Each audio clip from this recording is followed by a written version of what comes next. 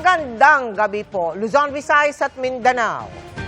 Malaya at wala na sa kustodiya ng Czech Republic si dating Congressman Zaldico ayon mismo sa Justice Acting Secretary na nagpunta doon. Palaisipan na naman kung nasaan mismo si Ko dahil ayon sa kalihim, hindi sinabi ng Czech authorities kung saan ito nagtungo at kung kailan ito nakalaya. Gayunpaman, tiniyak ng DOJ na nasa Schengen area pa si Ko.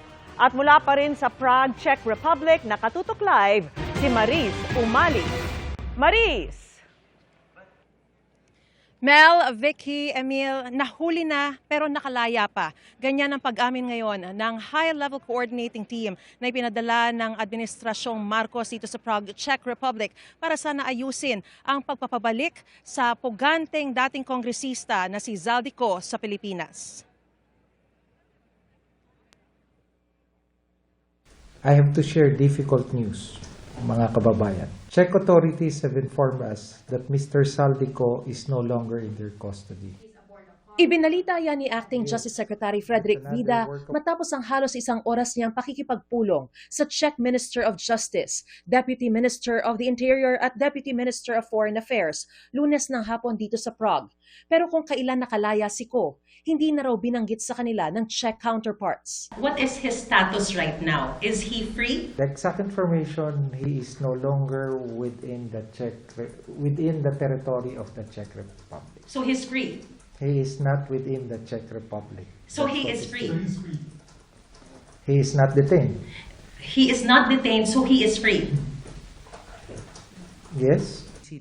Nang lumapag-an nila sina Vida rito nitong Biyernes, ay nasa kustodiya pa ng Czech authorities si Ko ayon sa kanilang intelligence sources noon.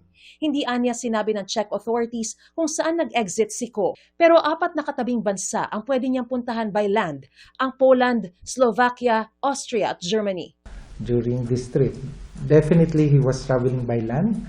We are also aware, we got information as to the registry of the vehicle. Ang tinitiyak ngayon ng Justice Secretary ay nananatili si Ko sa tinatawag na Schengen area base sa anyay intelligence sources.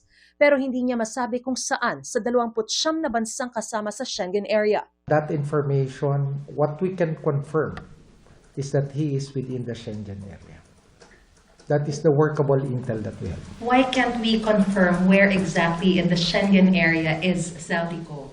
Because that information was not relayed to us. The Philippine government is not without resources.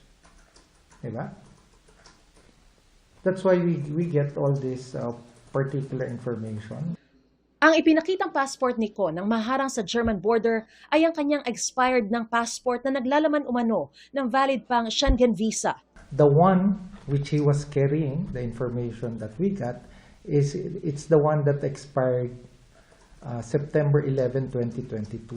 Okay. That was the one he was in possession with when he was accosted by the authorities. Mm-hmm. The 2 other passports, one is the official passport, I believe when he was congressman, and the other passport is the one cancelled by the Philippine courts.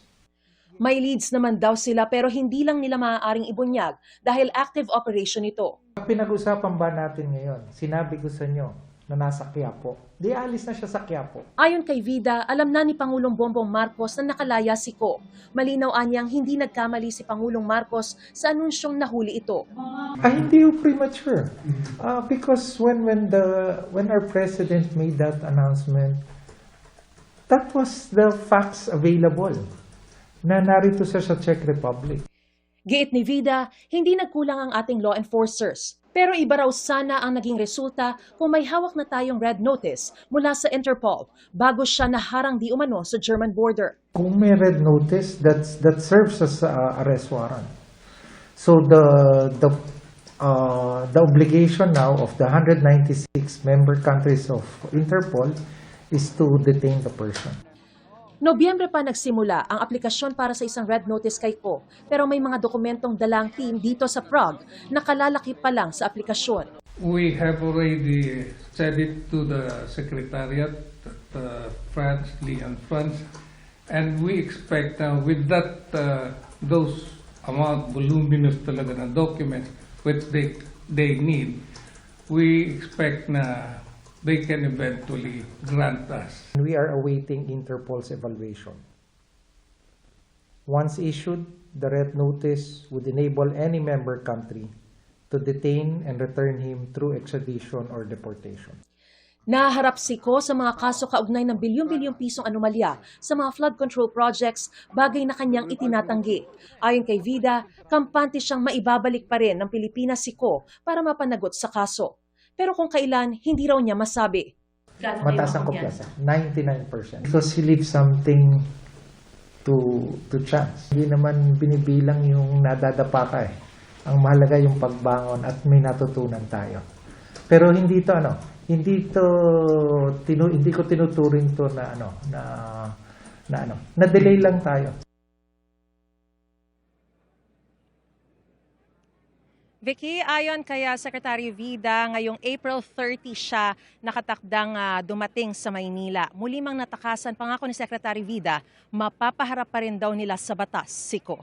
At yan ang pinakasariwang balita mula pa rin dito sa Prague, Czech Republic. Balik sa iyo, Vicky.